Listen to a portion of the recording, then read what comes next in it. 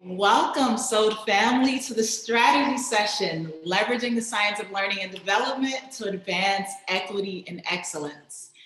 And a special welcome to those of you who may be new to the SOD Alliance and our work. My name is Samantha Kova, and I'm proud to be a part of the Ed Council team and the SOD Alliance partnerships.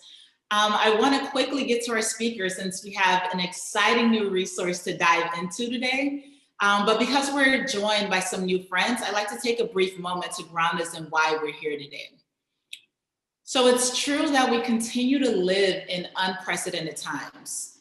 COVID-19 and ongoing racial injustice has further revealed the inequities and those clear gaps within our education and youth serving systems. Leaders from the SOD Alliance, we came together across our fields of research, practice, and policy because we believe that knowledge from the science of learning and development can drive transformative change in education and youth serving systems. While there is still much to do and learn about how we can best respond, recover, and redesign learning environments, one message is clear. All places, all people, and all of the time matters in the learning and development of young people. We continue to learn a great deal from the resilience and the resourcefulness of families and of those community-based organizations that work with them in concert with our nation's schools. Today's strategy session is focused on the release of a brand new playbook from the SOD Alliance called the Design Principles for Community-Based Settings, putting the science of learning and development into action. We are joined today by some amazing leaders, Karen Pittman from the Forum for Youth Investment and also SOD Alliance governing partner, Jasmine Anderson from Youth Build, Elizabeth Santiago from Mentor, and Kelly Reynolds from Chesapeake Bay Outward Bound. Before we dive into that panel discussion, Karen, I'd like to pass it to you to share a bit more about this new exciting community settings playbook. Thank you. I am absolutely excited to really get this going. I know a lot of you are familiar with this blue wheel, whether you're coming from the K-12 side or coming from our community partner side. We have been using it informally for the past year plus as a way to really galvanize conversation about what we like to refer to at the forum as and the readiness projects as the non-negotiables of what we need to be doing for young people. So as you all know, the Science Learning and Development Alliance really spent several years going through the science across multiple fields to really understand and what it is that it takes for young people to learn, and then boil that down into what it takes to create optimal learning experiences for young people. And these non-negotiables really start with positive developmental relationships. We have more research than we can imagine that suggests that if young people don't really have a strong relationship, that's going to limit their entire ability to learn. Right after that, this idea of really making sure young people are in environments that are filled with safety and belonging, and then really checking in to make sure that as individual young people, especially if they're coming from diverse backgrounds, that those young people really do have a sense of belonging and safety, that they don't feel othered in any way. We then add into the mix rich learning experiences and knowledge development. This is not just about academic learning, it's really challenging young people, often with interest-driven learning, to make sure that they are really learning and engaged in exploring and in mastery of content and skills. The idea that we really need young people to build their developmental skills, their habits, their mindsets, that list of SEL skills really comes to life when we name them specifically, whether that's time management, it's problem solving, it's communication skills, it's team building skills. Those are the things, empathy, those are the things that young people need to have. And most important, those are the things that when we ask young people, we ask parents, we ask teachers, and we ask youth workers, what are you trying to do? That mix of academic, social, emotional, and cognitive skills and competencies comes out consistently as what it takes to really support youth success, as well as the research that says that when young people have that broad sort of backpack of competencies, they are more likely to be successful. The last sort of non-negotiable in this, which is listed here as integrated support systems, sounds formal, but what it really means is that every young person comes into a specific setting with needs and potential for other opportunities that are beyond that particular setting to carry out. And what we have to do then as adults who are in these settings is be both open to watching and listening to make sure that if they need extra support, whether that's support to address a problem or it's support because we need to give them extra experiences, that they get that support and that we then have the capacity as the adults helping to co-create these settings, we have the capacity to really help them think about how they move forward, how they get connected to things outside of this. The words around the ring, while smaller, are no less important because we can't leave the burden of optimizing settings to support healthy development, learning, and thriving. We can't leave that to the individual practitioners, whether those are teachers or camp counselors or coaches or youth program providers or recreation specialists or outdoor education specialists or mentors. That would be a huge responsibility. They have to be a part of settings that are transformative, that are personalized, that are empowering, and that are culture affirming. For us to really make sure that we know what we're doing in that space, and one of the reasons we're so excited about this conversation today is that we have to first think about the diversity of settings that young people are in their communities, but also in their schools. Too often when we think of learning settings, we just think of classrooms, and classrooms have a pretty defined way of thinking about who the adults are, how the young people are that come in. They're grouped by age, they're often grouped by ability. The setting characteristics are often focused on a particular kind of content knowledge. But when we think about the range of ways that young people come together with adults in different places and different combinations to explore different learning possibilities, what we're excited about in bringing you this playbook is the fact that we have to first ask, what really are we optimizing? What's the mix of adults? What's the mix of young people? And what are the resources and the approaches and the expectations of that setting that they've come into?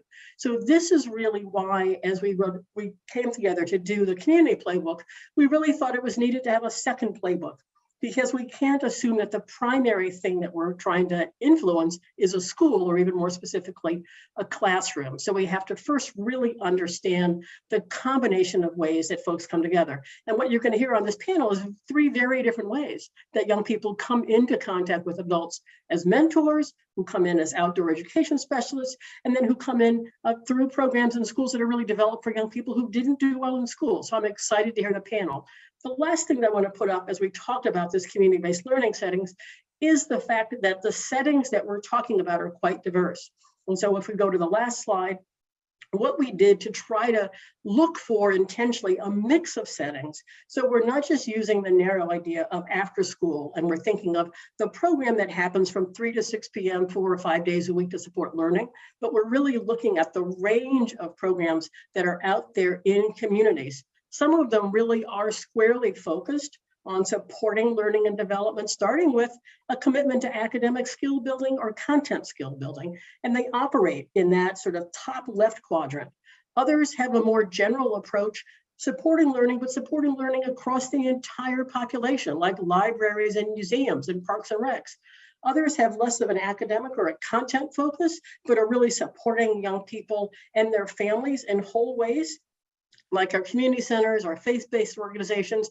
And then finally, we do know that we have systems that young people participate in, often not voluntarily, whether that's child welfare or juvenile justice, or connections to the broader law enforcement system. Those are not always voluntary experiences, but they are experiences that often have learning components in them, or opportunities to have learning components, and they certainly are experiences that inform young people. So as we were putting this playbook together, we really looked to make sure we were pushing the conversation out beyond the typical idea that people have of school and after school. And we also encourage you, as we're doing this, to push the conversation back into schools, to recognize that if we just focus on classrooms, we're not thinking about all of the settings or micro settings where young people spend their time.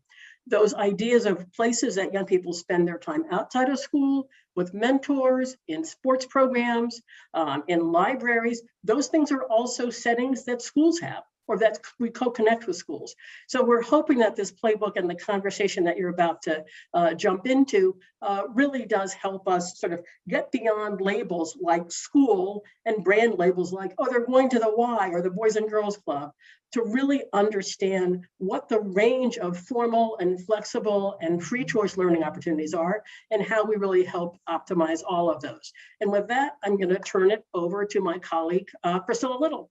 Thanks, Karen. I invite our panelists to also come on screen and on mic.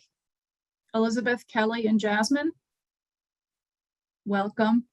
Well, let me also extend my welcome to everyone who's participating on this call this afternoon. We're really just delighted to be releasing the playbook. We're going to spend the next 25 minutes or so in conversation with 3 practitioners who can really help us understand and bring the science to life.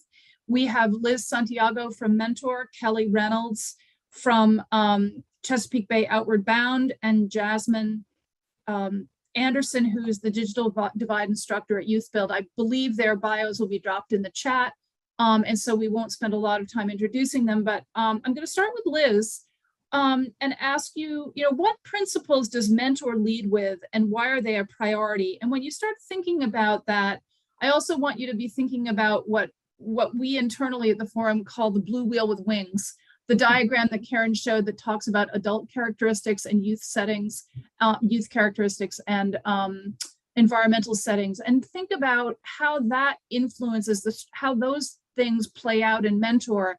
And then really zoom in on the adult practice piece. How do we really help the adults who work across the range of community-based settings implement science-informed practices? I know that's a lot, but I know you were prepared for the questions, and let's hear what you want to say. Yeah, thank you. Hopefully I'm prepared. But so good afternoon, everyone. And thank you to the Forum for Youth Investment and Sold Alliance for having me on this panel. My name is Elizabeth Santiago, and I'm actually the former Chief Program Officer for Mentor National. I have stayed on with them as a senior advisor and, of course, have been a partner on the work codified in the playbook. So very excited to be here. As I answer the question, I just want to give you a little context about Mentor. So we're a national intermediary that was created to fuel the quality and quantity of mentoring relationships. So we work in collaboration with our network of affiliates situated in different states across the country. And I wanted to make sure to set that context first so you have a sense of how we as a national organization have internalized the principles and how they play out in our work. But we clearly live in the positive developmental relationships principle, not only focusing on positive relationships, what they look like, but also focusing on what healthy mentoring relationships should look and feel like. And we believe that if each student has positive and empowering relationships in their lives, including with the adults they interact with on a regular basis, whether they're mentors or not, then environments that are filled with safety and belonging, as shown in the design principles, those environments will emerge. And this is, completely aligned with what you read in the playbook. But we believe that mentoring and positive relationships have the potential to be transformative. So to allow for those personalization, for that to happen, and be culturally affirming and empowering. Like that's just the air we breathe. And that's how we talk about relationships at Mentor. But we also know that young people need a web of caring, supportive people around them.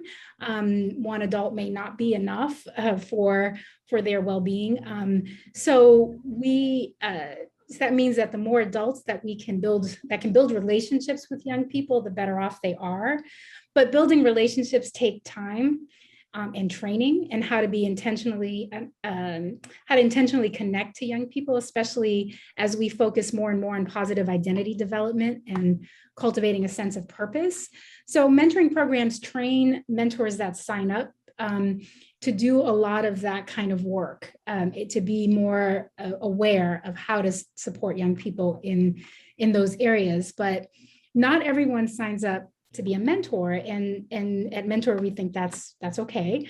But those of you who interact with youth can learn the moves to show youth that you see them, that you can support them if they need it, and that you respect their culture and identity. And that's what belonging is all about, right? Feeling that the environment you're in wants you there, and is committed to seeing you thrive.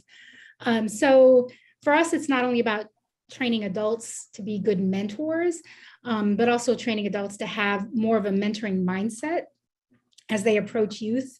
And so those are some of the ways, just at the very high level, how we align with a lot of the design principles that are in the playbook, and sort of excited that this resource is out there. So I'll stop now, but hopefully that, hit all of the, the questions you asked, Priscilla. Yeah, thanks. Jasmine, I want you to jump in. Youth Build is featured, actually is the featured profile in our chapter on environments filled with safety and belonging. And what I'd love for you to share with the group is a little bit about Youth Build and your role there. And then tell us how Youth Build really fosters safety and belonging with young people who tend to be disconnected and let down by many other of the settings they've experienced.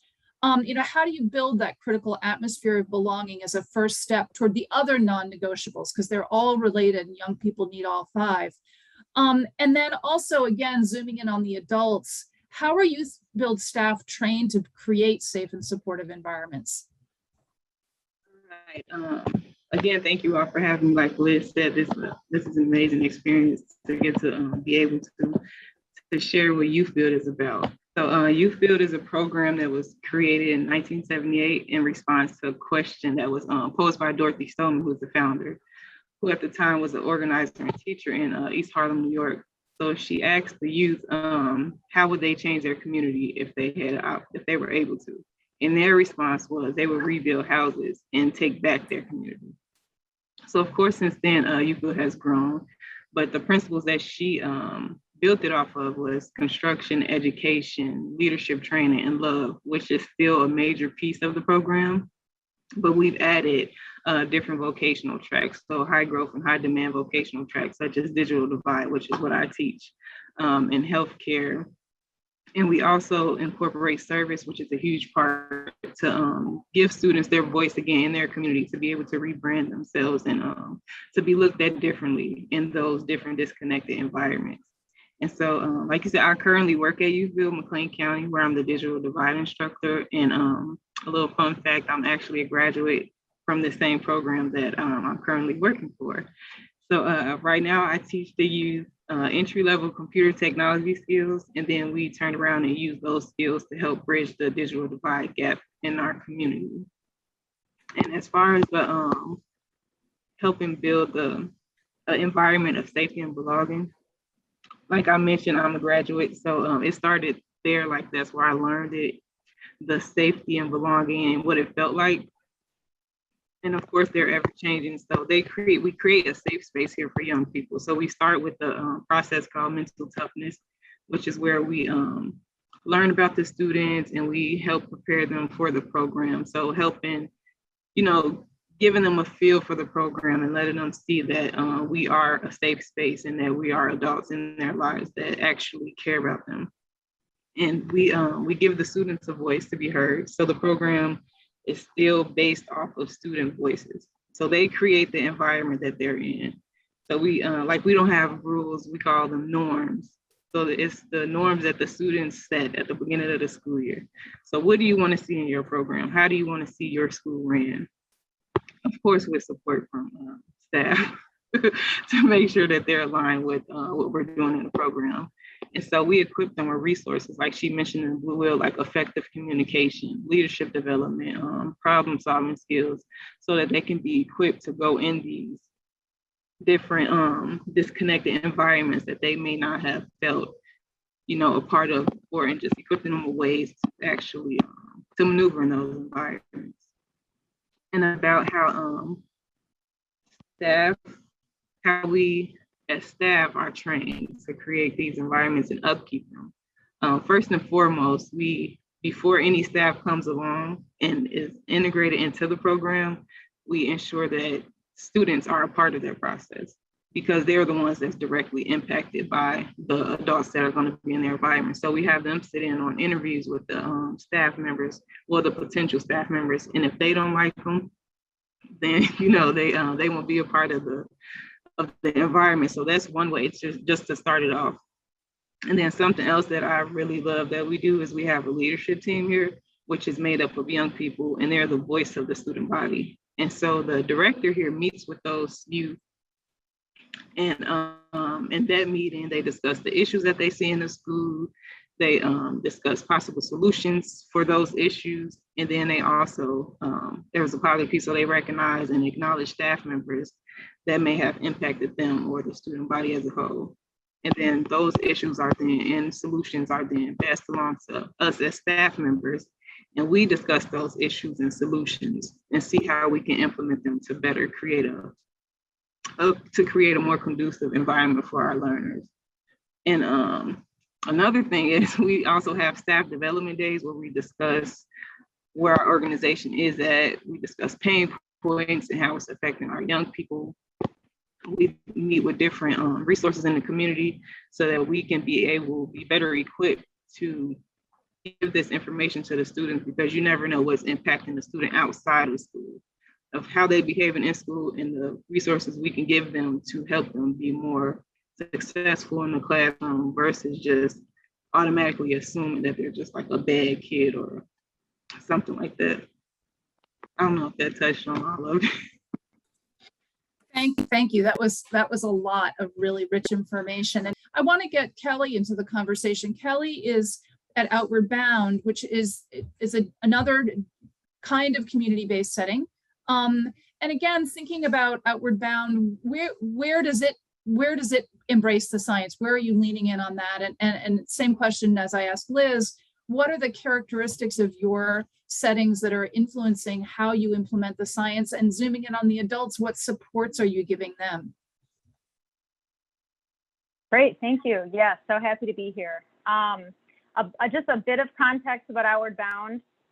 We work primarily with middle schoolers and high schoolers in outdoor settings. So that could be on the challenge course, that could be in a park for a day, that could be a multi-day, 5-day, 12-day expedition where they're outdoors traveling together as a small crew. And we primarily work with schools. So most of the students who come through our Outward Bound are from the same school, and we often get a teacher or a school staff to come out with the students on their expedition, which I'll refer to later because I think that can be a really great way to connect back to the school. So I echo Liz and Jasmine. If we aren't starting with belonging and that safe space, then all those other things we're trying to do don't work as well.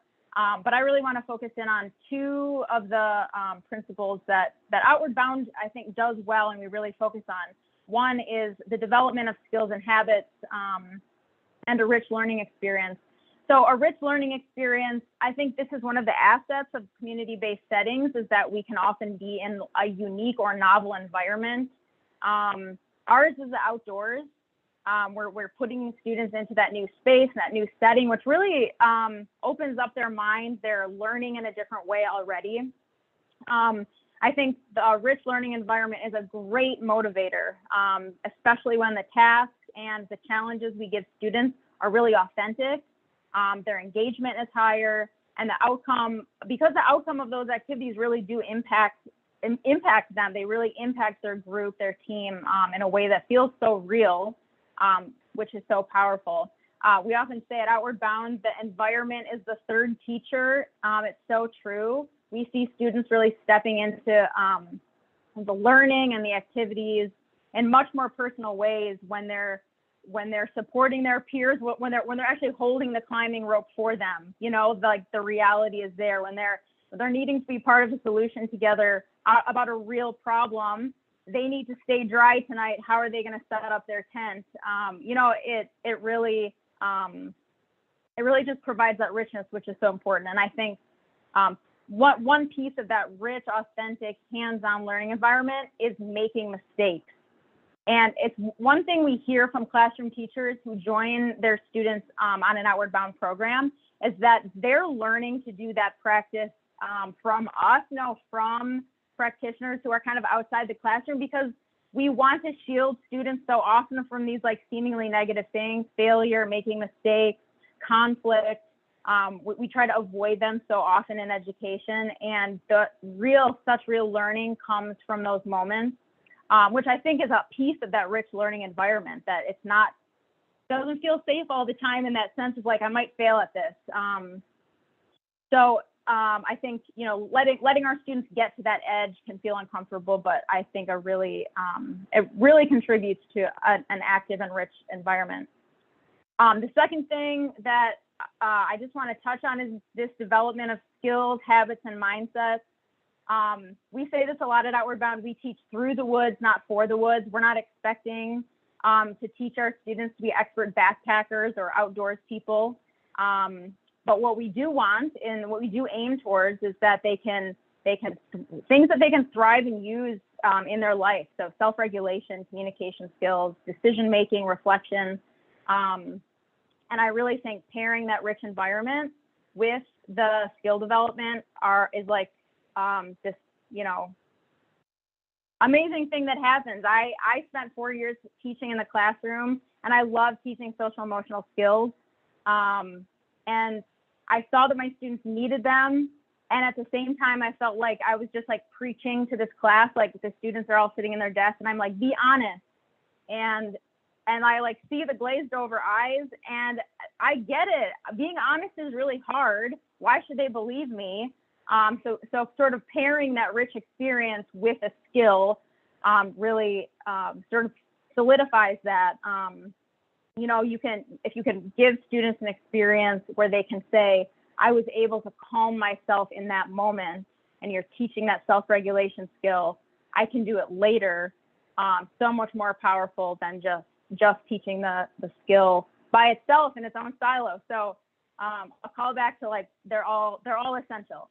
And I did just want to point out, if I have time, you know, I think community-based settings really have a fabulous role in implementing, you know, these science-informed practices, because we can often be more flexible, more creative. We can spend more time on some things than often happens in a traditional classroom. And some challenges that we have as Outward Bound, which I'm saying just because I don't want you, if you're in a community-based setting, to be like, we can't do them all. We've struggled to implement integrating support systems. There's this like silo between organizations, and that is a struggle that we've always, you know, said, how can we integrate better with our community and with our school? And if we've got time at the end, I'll share some things that we're trying to do, but that is a challenge, I think, for community-based settings, is to really integrate well with what schools are doing.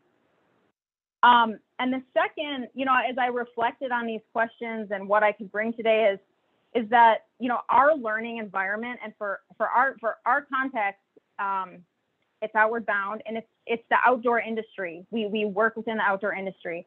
And the fact is that the outdoor industry has not been nor felt very welcoming place for Black and Brown students living in low socioeconomic urban neighborhoods. That's the fact of it. And all throughout the playbook, you'll see, you know, keys for how these practices can be culturally affirming.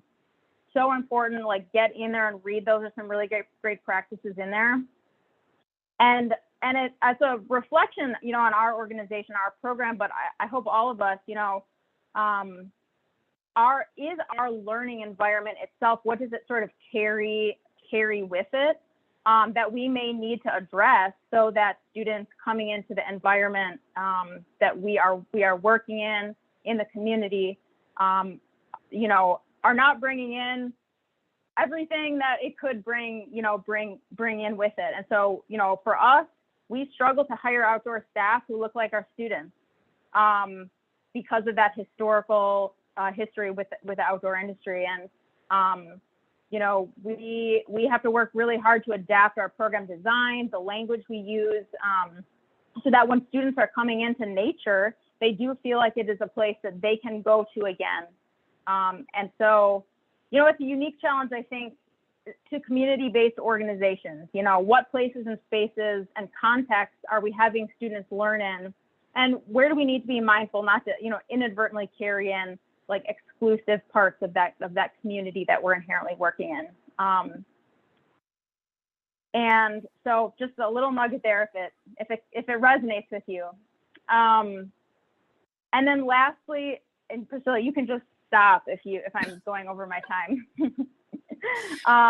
Take one more minute. Take one more minute, and then Okay. I want to ask everyone another question. I'll make this quick. About staff, like, listen, if our staff and volunteers are not implementing the practices, they're not getting to our students. That's the reality of it. And so really getting these practices down to the practitioner level is key. I think we can say, you know, what can the program admin do to tweak the design to make the implementations of these practices easier? But really train your staff on these practices, and my trainer hat's on. Don't do a lecture on a PowerPoint. Get them hands-on with identifying, designing, planning the things that you need your staff to be doing. You know, these are really engaging principles. They can be excited about them. If we train in an exciting way, I think it's totally doable.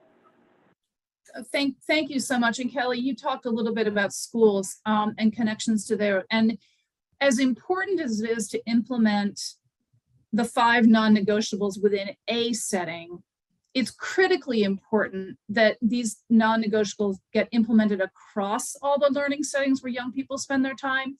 So let's just focus on the relationship. There are lots of settings, right? But let's focus on the community school partner relationship and how you're able or trying to implement better alignment across those settings. And I'm going to hold Kelly on you because I know you have a lot to say still.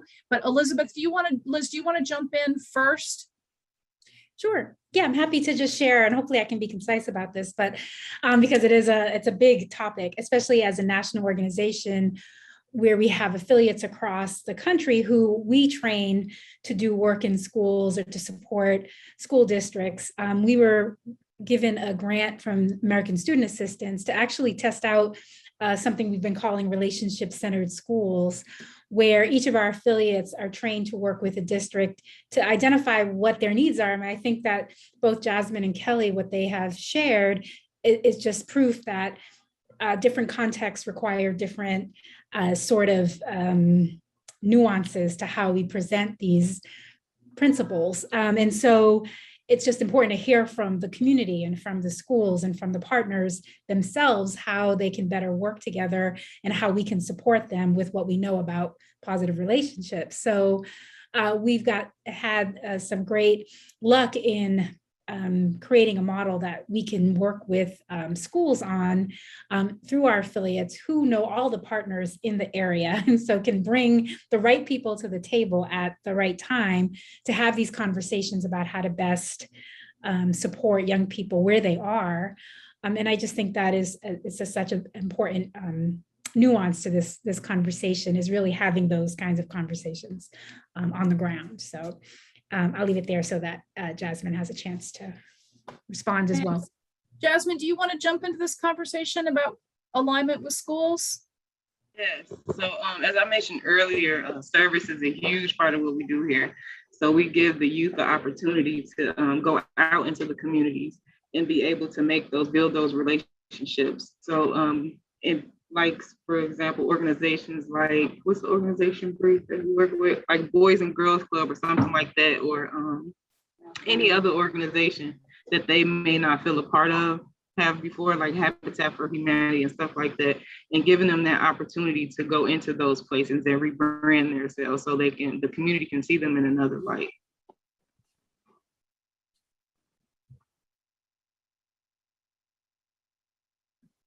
Jasmine, you froze a little bit. Were you finished?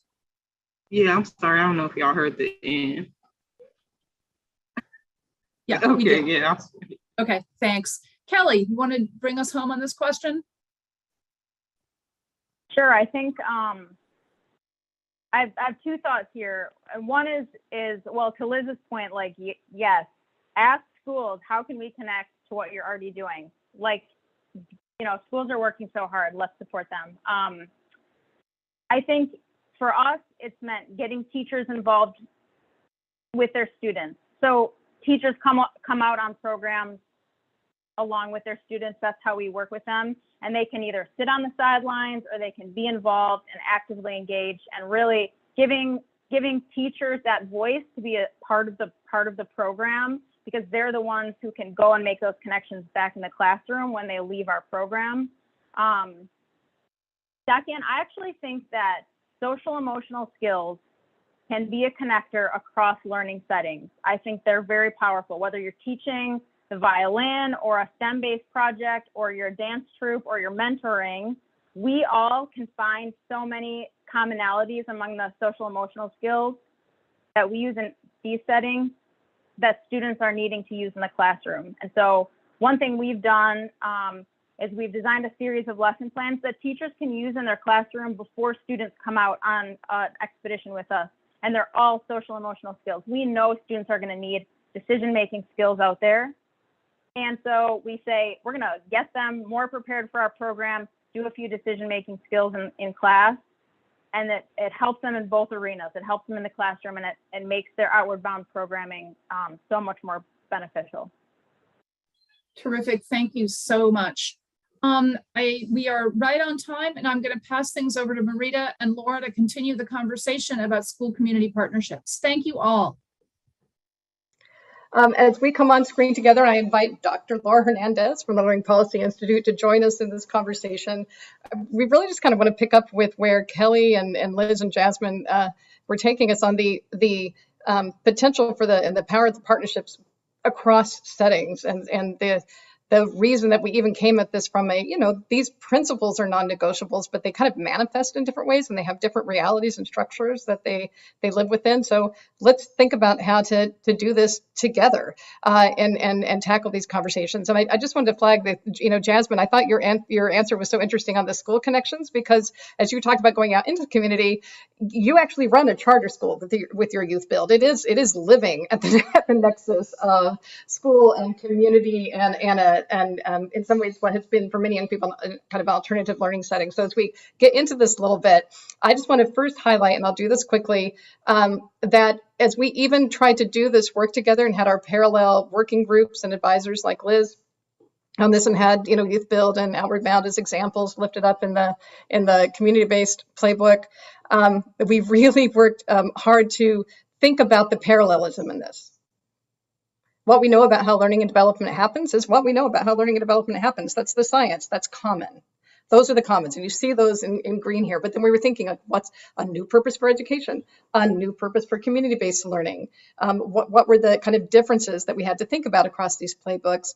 And as you'll see, because of all the different kinds of places and spaces that are in community, when you're thinking about it from that perspective, being able to pause and think about the structure and the setting first, as Karen was highlighting for us at the beginning, was critically important for then thinking about then how did these things play out. If you combine those different combinations of young people and adults and the characteristics of the settings, it looks very different in different places.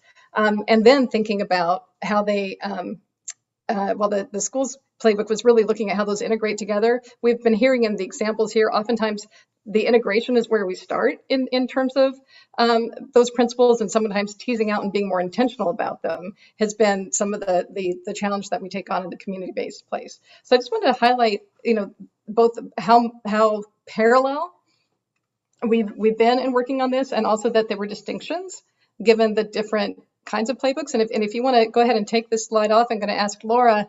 I warned you, my dear friend, what this first question was going to be, and it was in some version of, did y'all think we were crazy? But when you started this work with Linda Darling-Hammond and with Pam from Learning Policy Institute, and Pam Cantor, Turnaround for Children, as kind of principals on this, and we started bringing our team together, Priscilla, but also Poonam Bora, who's been a key writer for us on the forum team and all of this.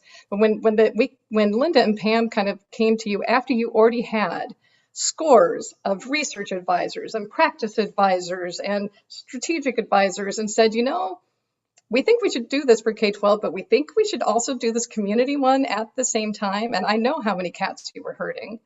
I really am just curious, and maybe I should pause how I put this, I wanted to say, why did you think this was a good idea? I probably should back up and say, did you think this was a good idea at the time? I'm just curious, as we got started, why dual playbooks? Absolutely. Well, it was definitely a hefty, ambitious endeavor, but one that I was in complete agreement with everybody at LPI was to, given the different and numerous reasons that this was important for us to put out these dual companion playbooks almost simultaneously. even as difficult as and challenging as that was at times. First and foremost, to me, I think having the companion pieces, and we've heard a little bit about of this today from numerous folks, but it really just continues to elevate and underscore and keep the drumbeat going around this idea that learning and development is something that young people are doing in all of the spaces they're inhabiting and entering, right? And so it's not something that we should have solely contained or thinking of as contained within school walls, but rather having these playbooks is really continuing to compel folks in the field to think about the various places and adults that are really supporting youth learning and development. So for that reason alone, and the kind of continued recognition of the educational ecosystem that's around learning and development, it seemed like the necessary and compelling step. In addition to that, you did mention my research side, and one of the things that I think is interesting about the SOLT work is that, or the science learning and development, is that I think the two playbooks are really helping to continue to demystify this research. It's a body of literature that maybe is daunting, maybe is inaccessible, maybe, you know, to folks that aren't necessarily entering it. But I think what the playbooks, both of them, have done is really taken this scientifically rich, interdisciplinary knowledge and made it accessible and actionable. And so to me, that is actually, and we heard so many of those practices in the last panel in terms of how these were being taken up and put into place. And so to me, the playbooks in that capacity also had, it was instrumental for us to put them into the field as continuous tools. But to your point, we also need to do it for practical terms, right? Given kind of the distinct complexities and systems that govern or don't govern our different kind of learning settings that young people are immersed in. So, you know, obviously from the K-12 world, we are in an extensive, complex system of local, state, federal policy around accountability and programming, things of that nature. And many of those may not tend to, community learning settings may not necessarily have those things aligned to them in all forms. So it's one of those things that with those constraints, with those opportunities that are afforded, given the characteristics of each of the sectors, these playbooks needed to be targeted, but also while simultaneously showing how they're connected. And I think we accomplished that. And we took a good deep dive time to do it, but I think you're right. And as you talk about the political realities and the systems we work in, I think back to what Kelly said of just, we've been sort of, blessings always come with challenges too, but we've had, the folks working in the community space have had much more flexibility. Then there's also much more variation and working on quality and all those things. And you've got kind of different challenges. And so the playbooks do speak to the realities of those different, kind of in home bases in a way. But I'm also curious, just because this is something we've been talking about more lately, and everybody's talked about the potential of this for understanding each other more and just having that kind of integration of approach across settings. As one of the people that I think has probably read most, if not more, if not all, of both playbooks, I'm curious your perspective, Laura, on from educators, the folks you spend most of your time with. Why take a look at the community-based settings playbook? I think there is to use a technical term, a ton of information and knowledge that the community playbook will be imparting to K-12 practitioners. And I do think some of that, it goes back to what Karen mentioned at the beginning of our time here around the extensive diversity in the community settings. I think that you acknowledge this in the community playbook as well, which is that, the kind of the extensive nature of the different settings that learning is occurring is not necessarily something that I think everyone is privy to. So even just, I've used the word demystify twice, but I'm going to use it again. Demystifying kind of the lay of the land, I think is one very important point of that. And obviously in doing that and kind of shedding light on that, you now are helping practitioners understand what they should be exploring and asking questions about when they're engaging with their community partners, right? So what are the components or elements of this organization's design or program that they're going to be engaging young people in? Kind of where they are in their organizational time or tenure and things of that nature, so you can really understand each other. But what I think is also at the core of that is that's not only about understanding a partner, it's also understanding how their work is working as a complement, enrichment, reinforcement with what's going on at the school site. So I think I see it kind of a scaffolding knowledge to really start thinking about how it's not only complementing the work, but then the third step of that puzzle, or that kind of continuum there, is for them to start thinking of, well, then how can we start intentionally collaborating? If we're seeing that we're nurturing these two pieces of, we're nurturing and have building on the social and emotional development to the point that was made by Kelly in her kind of discussion before, how can we come together to learn professionally around this? How can we collaborate in other ways? So I really think it kind of opens the mind up to the many ways that might happen. And the last thing I'll offer here is, in doing that, I also think that the playbook, given its expansive nature as well, is also an entry point for folks to take, for practitioners in particular, to take stock of the experiences that they're offering their young people, and the kind of how partnerships are enabling an array of experiences. So, one could look at the extracurriculars that are offered, and the scope and focus of them topics, if they're of interest, or how they are building upon identities of youth and communities. You can also consider opportunities for exploration, play, things of that nature. You kind of take stock and assess of what's in place to then build something new, something transformative, something more expansive that really is trying to develop the whole child. Also, but doing so not in isolation, but doing so in collaboration with the other folks that are also working in service of that. So I think it's really just an opportunity to kind of see that fuller picture. I love that. And it's the for folks, and if you haven't had a chance to look at it, we had the webinar and the launch for this, the school playbook, and both of these things are kind of getting, we'll tell you more how to be able to find them. But the part of the story is it's kind of an outside in, inside out when you're looking at a lot of the school transformation work that you're looking at, and you talk about kind of bridging in. You mentioned like the extracurriculars. One of the ways I've been pondering more is just looking at the examples. Is that there's so many other. Karen mentioned like the teacher in the classroom, and we know that the whole point of it is lifting up the great practices that are the cutting edge in terms of school. Learning experiences, but there's so many other adults that are connected to the school system that are the coaches, right? That are the librarians, that are the mentors, right? That's example that have to do the outdoor education. And so, if you are even just thinking about the adults as an educator in your system, as well as the community partners, there's this kind of like, it's really more of a Venn diagram in a way. And there's other kind of flexible and engaging spaces. And so I think it's a great, they are companions in many ways, and being able to even think about, I might have a set of folks that I'm working with, and there could be tips and practices there in the community playbook that would be useful. Priscilla, I think you were perfectly on time. We may have gone 2 minutes over on ours. Sorry about that. But I know you also wanted to have a chance to open up for questions and more from any of us, sort of a full group discussion. So I pass the baton with many thanks to Laura, to Priscilla, to Poonam, to all of the team members that actually made this happen, and of course to all of our wonderful partners with the advice and the examples along the way. Priscilla. Yeah, thank you. So I actually am not seeing a lot of questions in the chat at this point, but feel free to put some in. There is one about, if an educator who scans the playbook gets excited and wants to help their students find a good fit for their skills and interests, what assets are available? Do they do this on their own? Like, how can the playbook help educators make connections to what community partners need, and what's the infrastructure that's needed to help broker those connections? I think our panelists just gave us some examples. So if you think a student needs a mentor, look for your local, mentoring organization. Don't figure you have to do that on your own. If you really have students that are interested in outdoor education or arts education, it's one thing, I think, and it's a great thing for schools to decide that they're going to do this kind of sort of school to other organization connection to make sure a lot of their students get these experiences.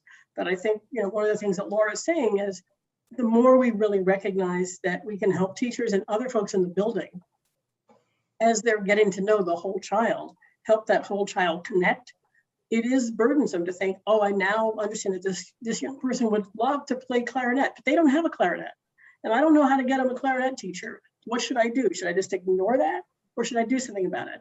Really figuring out where to go, what it is in your community that allows you to sort of take that question either into your school if you have a school community partnership coordinator, or into your community, if there is sort of a general youth intermediary that you could call and do a one-stop shopping.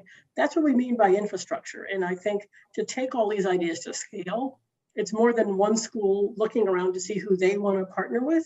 And it's really this idea that there are so many things in the community. Somebody has to be independently and consistently mapping these things so that when adults, any adults say, I'd like to help this young person connect to X, there's a way to know how to do that.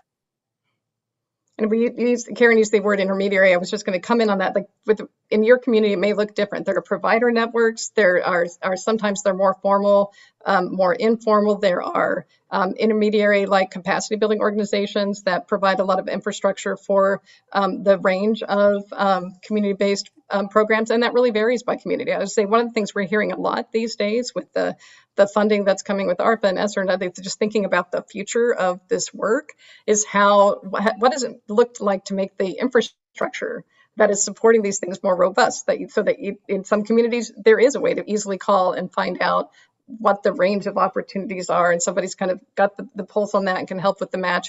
In other communities, they're not. And I think it's a thing to be thinking about at all levels and in all systems. How are you having those folks that have the time and the mind space and the mapping space to be able to have a sense of what's there and to help build those connections that really help our young people and families navigate more easily? We saw that so much more than you talk about kind of demystifying is like making the invisible visible. We saw the need for that so much more in the past year and a half as things kept shifting. We both saw how much was put on the shoulders of schools, and also how much as things opened, closed, shifted, talk about integrated supports, all these things, how much community partners could be key and are key.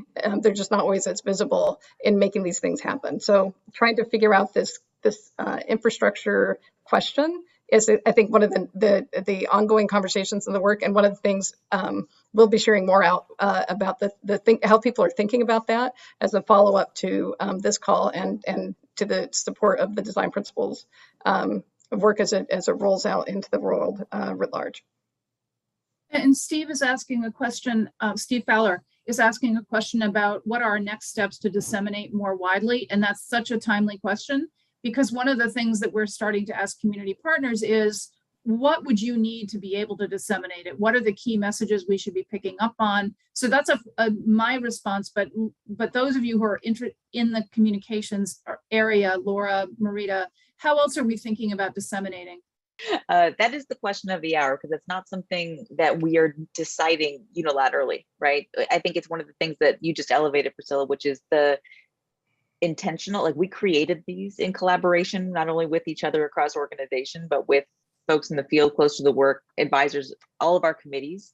And so I think the next step of the process is also with them to really understand how to make this live and thrive in the field. So yes, sometimes that goes a little bit slowly, but I also think it's closer to what is needed and to be able to translate products. So I think at least for the K-12 side, we're in the exact same boat that you are, which is, trying to make sure we're having conversations with folks about how would this be actionable and useful? And obviously the websites, which will be coming soon, plug for both of them, that will accompany these as well, will make this information even more easily accessible to folks in the field. So I think that will be another way, another push to get this out there. I'll stop there, see if Marita, you want to add on. No, I think it's moving on all fronts. The one comment I would make is we've had conversations with some of the national youth serving organizations in this space. It seems to connect with this conversation of how do we, in some ways, lift up the practices and debrand in terms of what we're leading with on our brand. But how do we say this is what good looks like, and it needs to show up everywhere? And how do we cross train? How do we do the PD together and really support those adults on the front line who are doing the work? I think there was another question that came through, and we're happy to follow up. We'll capture a lot of things have come through at the end about great examples of who's doing this in different places. And if you go to Every Hour Counts, or you go to the 50 state, the Mont 50 State After School Network, you'll find your ways to some of those, and we can follow up the links, but also some concrete examples of just who's really doing this and who's thinking about this in really powerful ways. In that infrastructure across the school and community settings to really make sure that those that infrastructure for the long haul is really strengthened and in place. I think we're almost at time. Sam, should we turn it back to you? Thank you all. Thank you to the speakers, and thank you to our SOLD friends who've joined this discussion today. There's so much more in store for the with the SOLD Alliance. We have upcoming webinars and upcoming opportunities to continue this conversation around the community playbook, as well as other playbooks, aligned playbooks in the SOLD Alliance. So again, thank you. You can continue to follow up on updates regarding the SOLD Alliance by visiting our website, SOLDalliance.org. Please follow us on Twitter. We would love new followers. And again, thank you for your time today. Thank you to the speakers, and we'll see you next time. Thank you. Thanks, Sam. Thank you all. Well, have a great night.